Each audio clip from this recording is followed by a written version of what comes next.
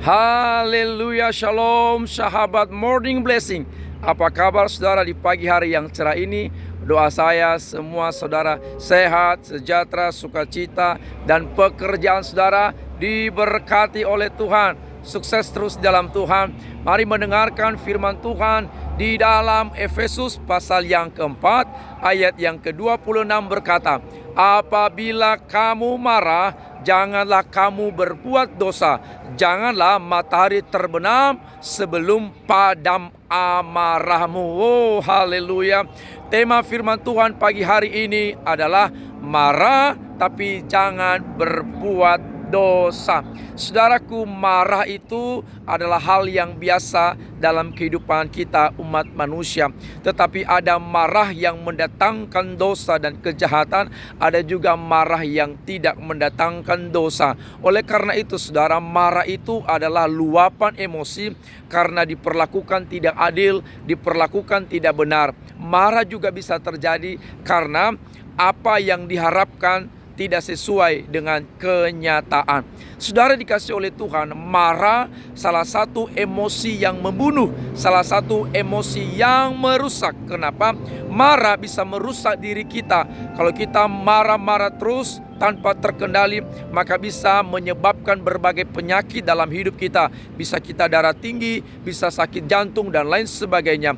Marah juga bisa merusak hubungan sosial, hubungan antara kita dengan keluarga kita, rumah tangga kita, hubungan kita dengan orang lain. Kenapa? Kalau marah itu tidak dibereskan dengan baik, maka bisa menimbulkan konflik, perseteruan, perselisihan antara satu dengan yang lain.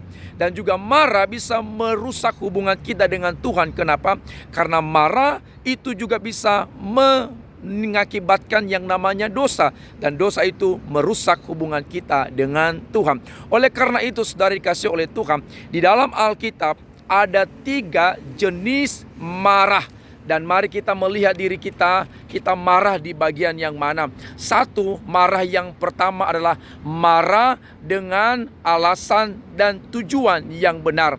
Marah ini disebut di dalam Alkitab, bahasa asli adalah orge.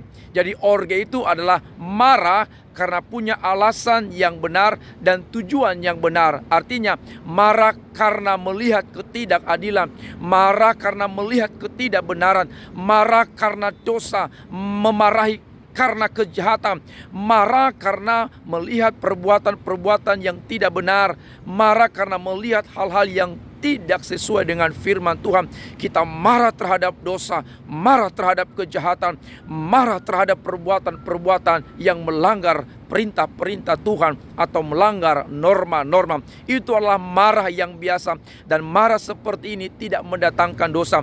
Salah satu yaitu Tuhan Yesus pernah marah ketika bait Allah, ketika rumah Tuhan disalahgunakan, disalahfungsikan, di mana pada waktu itu rumah Tuhan dipakai untuk berdagang, untuk berjual beli di dalam rumah Allah, dipakai untuk menukar uang, dan Yesus marah, menunggang balikan meja-meja penukar uang dan mengusir orang-orang yang berjualan di situ. Nah, ini marah yang disebut dengan orge.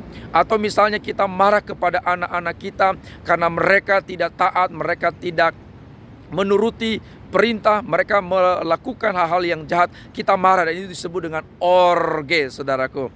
Dan itu tidak mendatangkan dosa. Kemudian marah bentuk yang kedua adalah marah yang disertai dengan kebencian dan dendam. Nah, ini dalam bahasa asli disebut dengan parorgismos.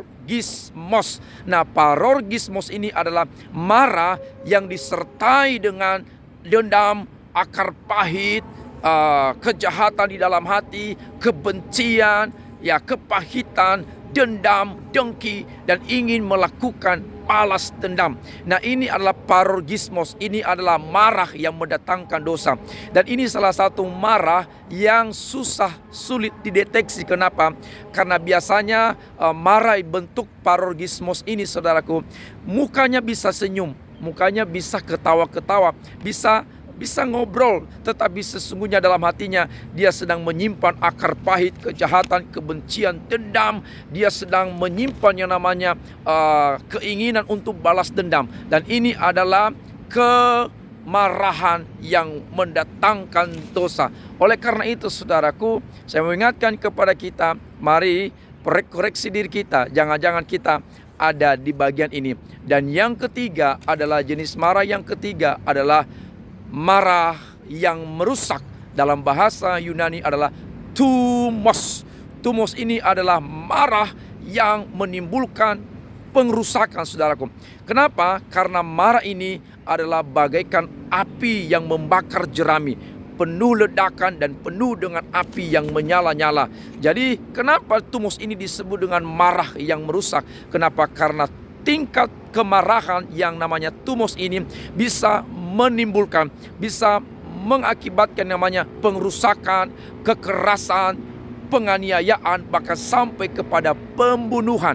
Dan ini adalah kemarahan tingkat yang sangat tinggi sekali, yaitu thumos. Dan saudara dikasih oleh Tuhan, jangan sampai kemarahan ini membuat kita sulit mengontrol diri, mengendalikan emosi, sehingga kemarahan-kemarahan itu menimbulkan kekacauan, menimbulkan pengrusakan, menimbulkan dosa dan kejahatan, bahkan menimbulkan kehancuran, sehingga membuat kita kehilangan damai sejahtera, kehilangan sukacita dalam hati kita. Oleh karena itu saudaraku, mari kita berdoa kepada Tuhan supaya amarah-amarah itu kita buang. Sebab dalam Yakobus pasal 1 ayat 20 berkata bahwa kemarahan tidak mengerjakan kebenaran, kemarahan tidak mengerjakan kebaikan, kemarahan tidak mengerjakan kehendak Tuhan.